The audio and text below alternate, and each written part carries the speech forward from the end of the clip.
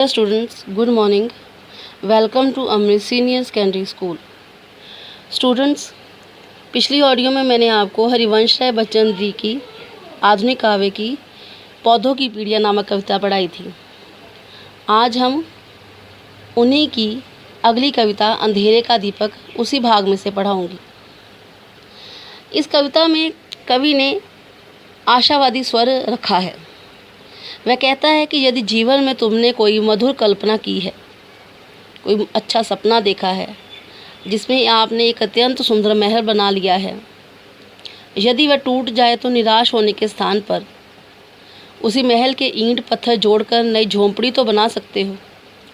यदि तुम्हारा बनाया सुंदर मदिरा पान का पात्र टूट जाए तो तुम अपनी ओर से निर्मल झरने का जल तो पी ही सकते हो। अंधेरी रात में प्रकाश लाने के लिए दिया जलाने से तुम्हें कौन रोक सकता है। तो हम आगे उनकी कविता पढ़ते हैं। है अंधेरी रात पर दीवा जलाना कब मना है, कल्पना के हाथ से कमनीय जो मंदिर बना था, भावना के हाथ ने जिसमें वितानों को तना था, स्वप्न ने अपने करों से था जिसे रुचि से संवारा। कवि कहता है कि माना कि रात अंधेरी है, परंतु इस अंधेरी रात में प्रकाश फैलाने के लिए, दीपक जलाने के लिए तुम्हें किसने रोका है।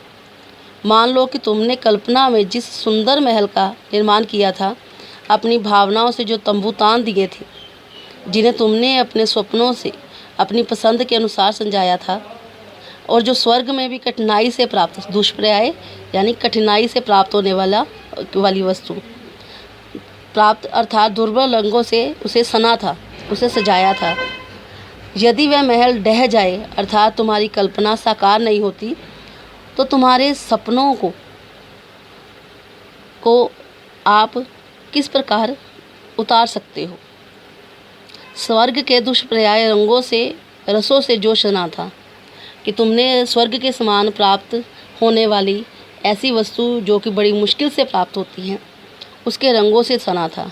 ढह गया वह तो जुटाकर ईंट पत्थर कंकड़ों को, उस ढहे हुए इस महल के ईंट पत्थर कंकड़ों को जोड़कर एक अपनी शांति की कुटिया बनाना कब मना है। उनको जोड़कर एक शांतिदायक कुटिया बनाना कब मना है अंधेरी रात पर दीवा जलाना कब मना है। माना कि रात अंधेरी है और अंधकार को दूर करने के लिए दीपक जलाने से तुम्हें कौन रोक सकता है। भाव या अगर दुख का समय आया है तो उस दुख में जो कुछ बचा है उसी को लेकर हमें आगे बढ़ना चाहिए। बादलों के अश्रु में धोया गया नभ नील नीलम, का बनाया था गया मधु पात्र मन मोहक मनोरम। कभी निराशा या सफलता मिलने पर भी निराश ना होकर उत्साहित होकर फिर से नव निर्माण यानी कि अपना नया निर्माण नई चीज़ बनाने की प्रेरणा देता हुआ कहता है कि यदि तुमने बादलों के आंसुओं से धुले नीले आकाश जैसे बहुमूल्य नीलम पत्थर, गया नभ नील नीलम, नभ नील यानी कि नीला आसमान और नीलम पत्थर से बना शराब पीने का प्याला बनाया था, का बनाया था गया मधु पात्र मनमोहक। तुमने उस नीलम पत्थर से जो मधु पात्र यानी कि उस रस को पीने का जो पात्र बनाया था, जो अत्यंत मन को लुभाने वाला और सुंदर था। पात्र मनमोहक मनोरम, जो बहुत ही सुंदर था। प्रथम उषा की किरण को लालिमा सी लाल मदिरा, उस प्याले में उषा की पहली किरण जैसे लाल लाल शराब डाली थी, जो उस प्याले में पड़ी चमचमा रही थी उसी में चमचमाती नव घनों में चंचला सम, जैसे उस प्याले में लाल किरण चमचमा रही थी। वह अगर टूटा मिलाकर हाथ की दोनों हथेली, जैसे बादलों में बिजली चमकती हो, वह प्याला यदि किसी कारणवश टूट जाए तो अपनी दोनों हथेलियों को की ओक बनाकर, ओक जैसे कीप टाइप उसे बनाकर किसी साफ चश्मे से प्यास बुझाने को तो मना ही नहीं है। कि अगर हमने जो मधुपात्र अपने सपने में बनाया है बहुत सुंदर मनोरम, अगर वो टूट जाता है एक निर्मल स्रोत से, तृष्णा बुझाना कब मना है। तो हम क्या एक साफ चश्मे से पानी पीकर अपनी प्यास नहीं बुझा सकते। है अंधेरी रात पर दीवा जलाना कब मना है।